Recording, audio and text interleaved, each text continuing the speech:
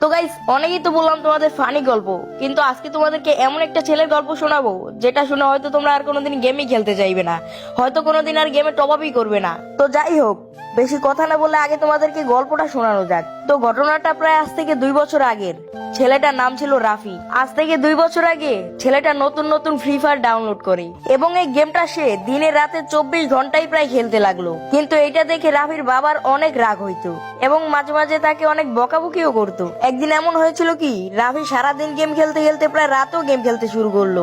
এটা দেখে তার বাবা মা অনেক রেগে যায় এবং রাফিকে অনেক গালাগালি করে, যার ফলে রাফি ফোনটা রেখে তাড়াতাড়ি ভয়ে শুয়ে পড়ে এবং সকাল হওয়ার অপেক্ষা করতে লাগলো, কারণ সে সকালে স্কুলে যাওয়ার আগেও ফ্রি ফায়ার গেম খেলতে খেলতে স্কুলে যায়। আর এই ঘটনাগুলো যখন রাফির বাবা লক্ষ্য করে, তখন তার মাকে এই ঘটনাগুলো জানিয়ে দেয় এবং তারা দুজনে মিলে সিদ্ধান্ত নিল রাফিকে তারা একটি আবাসিক স্কুলে রেখে দেবে, যেখানে রাফি থেকে পড়াশোনা করবে। যেহেতু রাফি ওখানে থেকে পড়াশোনা করবে, সেহেতু পড়াশোনার অনেক চাপ থাকবে, যার ফলে সে আর ফ্রি ফায়ার খেলতে পারবে না। যার কারণে তারা এই সিদ্ধান্তটাই নিল এবং যেই কথা সেই কাজ, দিয়ে দিল রাফিকে আবাসিক স্কুলে। তো রাফিও এইখানে মোটামুটি ভালোই মানিয়ে নিয়েছিল সবার সাথে মোটামুটি একটা ভালো সম্পর্ক হয়ে গেছিল। কিন্তু এভাবে কিছুদিন থাকার পর তার বাবা মার কথা অনেক মনে পড়ে, যার কারণে তাকে এখানে একটা ফোন দেওয়া হয়, আর এই ফোনের মাধ্যমে সে তার বাবা মার সাথে কথা বলতে পারবে।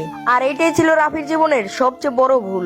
যেহেতু সে সারাদিন পড়াশোনা নিয়ে ব্যস্ত থাকতো, সেহেতু সে রাত 12টার পর লুকিয়ে লুকিয়ে গেম খেলতো এবং এই ব্যাপারটা শুধু রাফি ছাড়া আর কেউই জানতো না।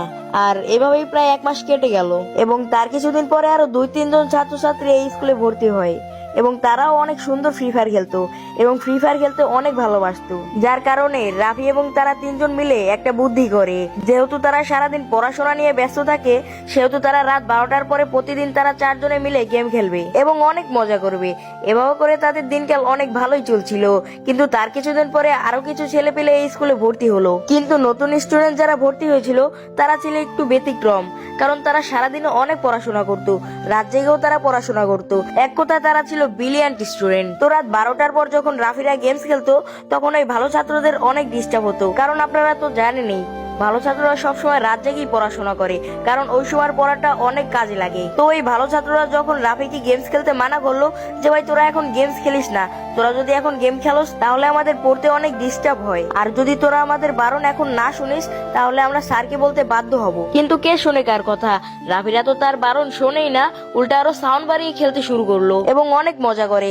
কিন্তু তখন ওই ভালো ছাত্রগুলো গিয়ে স্যারের কাছে নালিশ করে যে স্যার, ওরা অনেক রাত জেগে গেমস খেলে। তখন স্যার রাফিদের রুমে আসে এবং এসে ওদের দরজা খটখটায়, কিন্তু তখন রাফিরা বুঝতে পেরে ফোনটা রেখে দিয়ে শুয়ে পড়ে এবং স্যার এসে দেখে তারা শুয়ে আছে।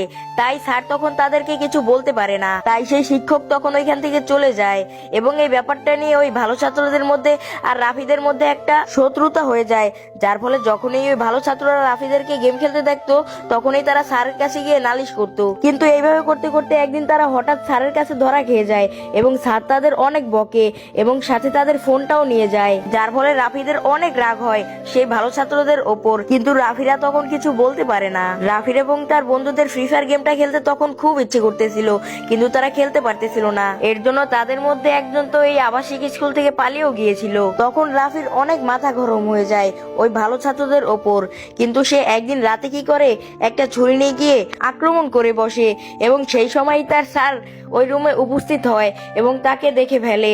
তাই তাকে ওই স্কুল থেকে বের করে দেওয়া হয়, যার ফলে সে আবারও বাড়ি চলে আসে এবং এটার জন্য তার বাবা মা তাকে অনেক গালাগালি করে এবং তার বাবা তো তাকে মারধরও করে। কিন্তু এইভাবে করতে করতে একদিন পরিস্থিতি স্বাভাবিক হয়ে যায়। তার বাবা মা এখন আর তাকে কিছুই বলে না, সে সারাদিন গেম খেলে, তার বাবা মা তাকে কিছুই বলে না এবং সে তার বাবার থেকে অনেক টাকাও নেয়, যা দিয়ে সে ফ্রি ফায়ার গেমে প্রচুর পরিমাণে ডায়মন্ড টপ করতো। কিন্তু সে এভাবে গেম খেলতে খেলতে একসময় এমন হয় যে সে সারাদিন গেম খেলতে খেলতে তার ঘাড়টাই বেঁকা হয়ে যায়, সে আর তার ঘাড় সোজা করতে পারতো না, যার ফলে তার বাবা আর এটা সহ্য করতে পারে না।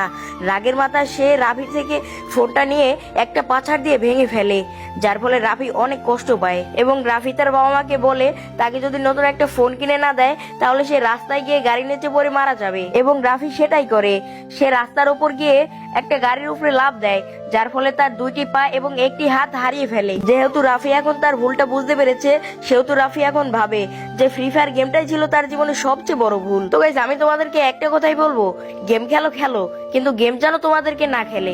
আর একটা কথা, কখনোই গেমের পিছে একটা টাকাও খরচ করো না, কারণ এই ফ্রি ফায়ার গেমটা আর বেশি দিন নাই আমাদের মাঝে। আর যারা তোমাদের মধ্যে টপ আপকে ঘৃণা করো তারা কমেন্টে লিখে যেতে পারো #নো টপ আপ। তো গাইস, গল্পটা এইটুকুই ছিল, আশা করি তোমাদের কাছে ভালো লেগেছে।